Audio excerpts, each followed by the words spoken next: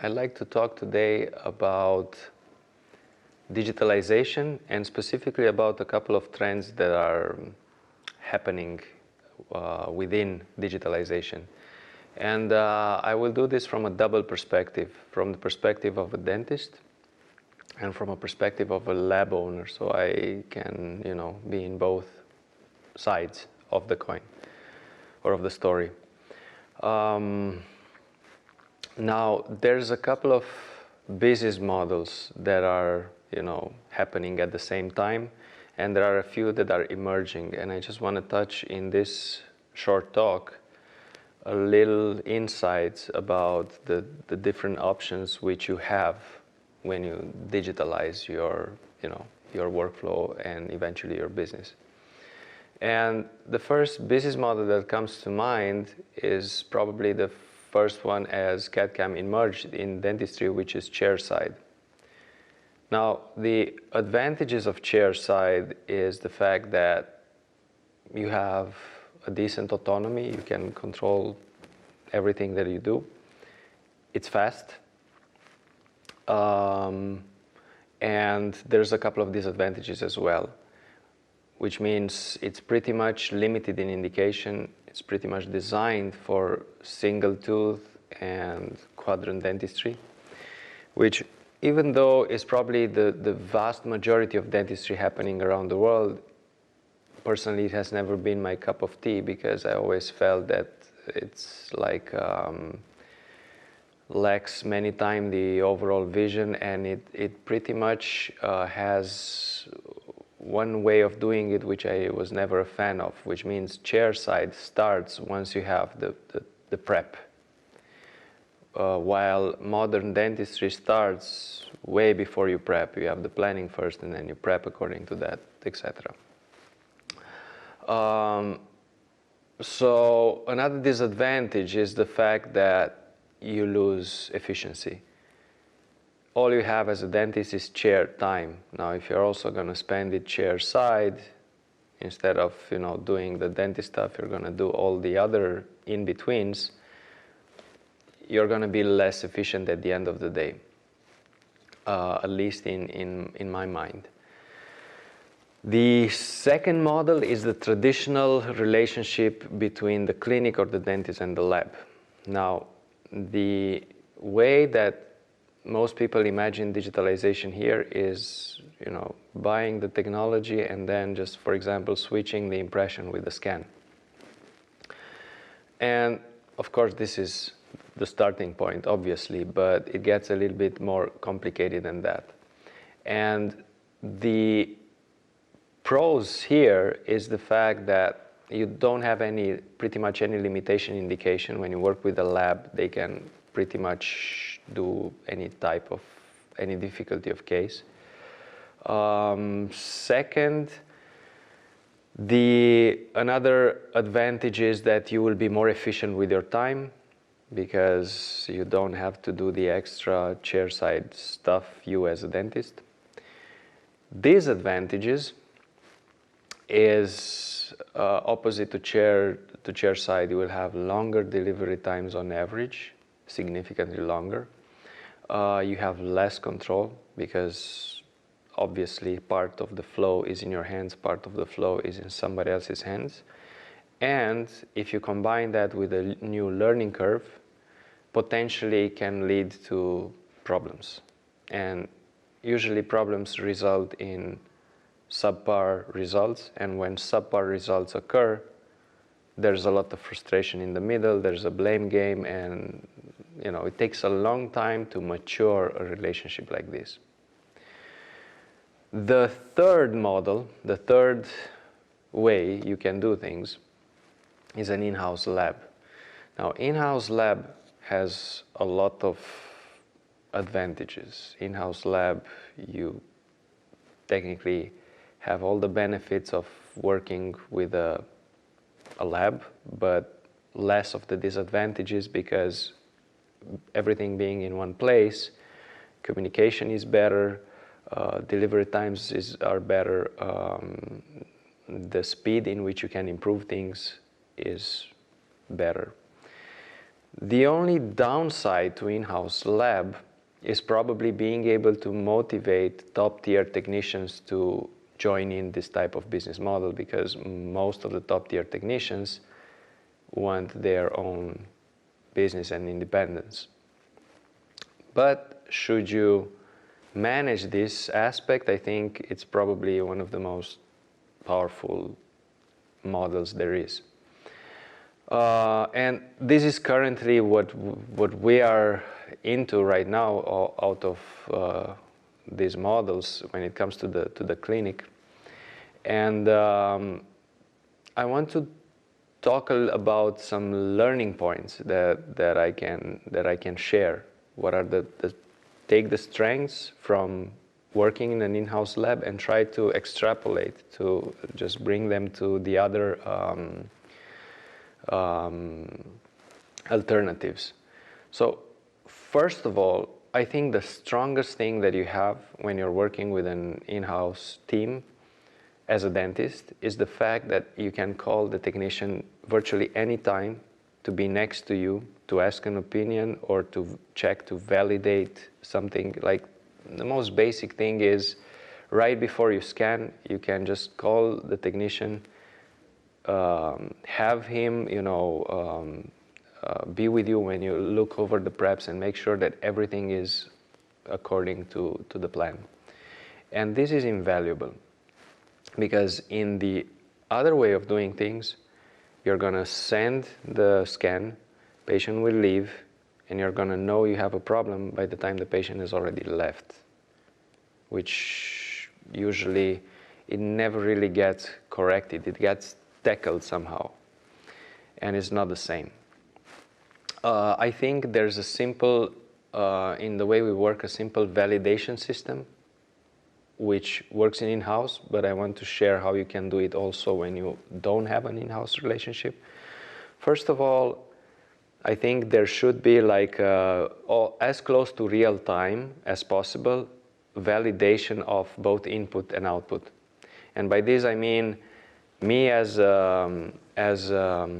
dentist, when I'm gonna do the prep, which is gonna be input for the lab as in the form of a scan, the technician at that moment is able to validate or invalidate whatever I give him.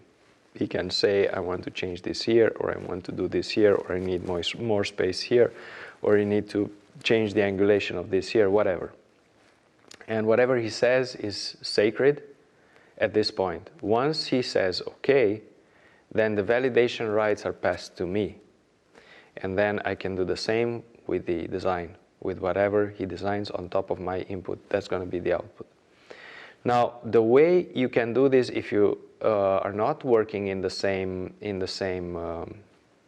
house, let's say, is, and this is again something that's emerging right now, is to synchronize the schedule, synchronize the appointments, which means just like you make an appointment for the dentist at the time that you know you're going to prep, you also book time for the technician to be available. And then as you're finishing the scan, you can use different ways of communicating and this is, for example, why we have been working since many years on platforms like SmileCloud for collaboration, because this is exactly what it empowers. It empowers this open platform communication that you can do exactly like you do in an in-house environment. You can do it remote, which means at the day of the prep, you're sending it to your technician. He's going to spend 10 minutes to check it. He's going to be there because you scheduled a double appointment. And he's going to give you feedback then in real time, and you're not going to let the patient go until everything is okay. And the same, you can review all the work online. So this is one thing. This is when it comes to, let's say, communication software collaboration. Second, I think when it comes to machines, and this is also, why I'm talking about 𝓕𝓵𝓸𝓻𝓲 right now, or for 𝓕𝓵𝓸𝓻 right now, is the fact that I think you need in this process machines as close to plug and play as possible.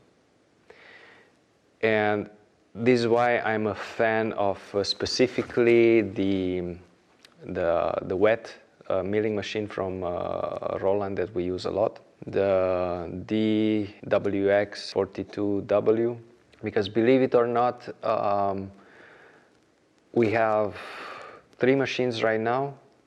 We never went outside the factory settings, and I think we're pushing the limit in many ways in digital dentistry in what we're doing. And this says a lot. The fact that you can get the machine, no need to tweak it 55 times as we did with so many other systems in the past. Pretty much all the others we had to tweak a lot, and yes, we were getting results as well, but with much more effort. So I prefer this simplicity and consistency. Also, with the experience that I have now, I would never choose a hybrid again when it comes to milling, because although it sounds very nice to be able to do this and this and this and that, in reality you need the pragmatism to have systems which are highly optimized for one thing. So I would rather prefer right now to have a wet milling machine and a dry milling machine, and actually the idea is always start with the one that you are using most. For us, we do a lot of wet milling, for example. The last point that I want to make here is that another emerging model is that the wet milling machine specifically is hosted more and more often in the dental clinic or in the dental studio rather than the dental lab. This empowers quite a few possibilities. It brings it changes a little bit the potential of the flow, because what essentially will happen, the lab will service to the dentist the design, which is instant. The dentist can mill. There's something, again, very overlooked that is important to mention. You're gonna skip the courier time and the courier costs and all that, which is quite significant if you think about it's like 2-3 days in the delivery time. It adds up, the more cases, the more days are lost within, this traveling of physical objects. You have to think that the scanner is the gateway from the physical world to the virtual world. Then you have the planning done outsourced in the beginning. You get the output again in terms of virtual back. You're going to mill it on site.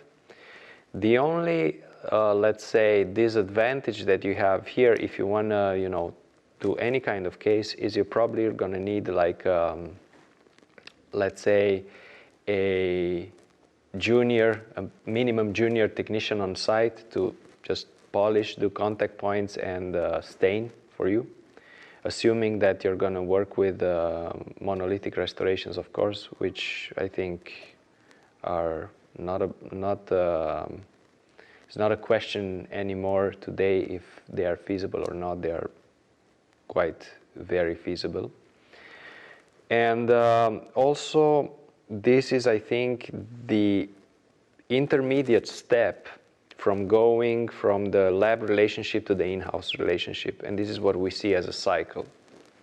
Also, from the perspective of a lab, what we're seeing is people start by, having like all the work serviced.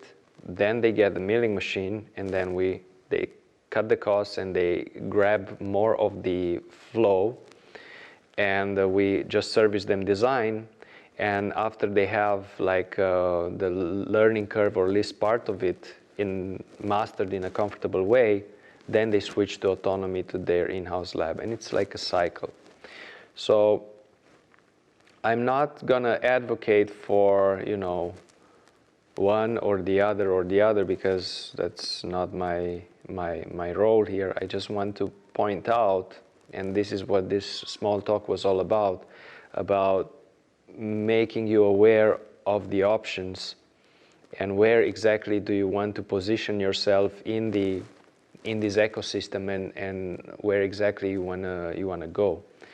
And yeah, that's about it. I just want to share a little bit this insight and some basic tips and tricks. Entrepreneurial this side. In a future video, we'll be talking a little bit more clinical. And thank you for watching, and have a good one.